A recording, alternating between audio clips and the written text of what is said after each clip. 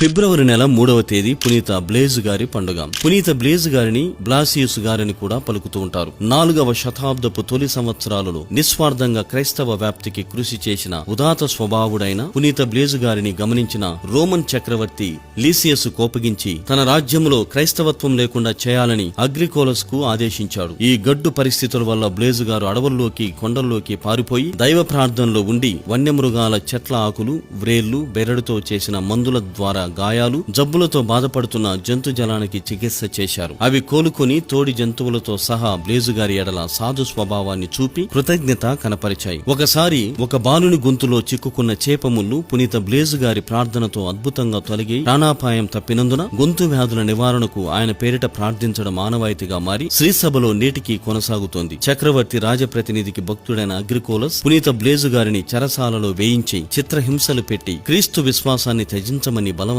పెట్టాడు. కానీ వారు లొంగకపోవడంతో చివరకు తల నరకబడి వీరమరణం పొందారు. గొంతు వ్యాధిగ్రస్తులు, శుద్ధి చేసేవారు, వైద్యులు ఆయనను పాలక పునీతులుగా విశ్వసిస్తున్నారు.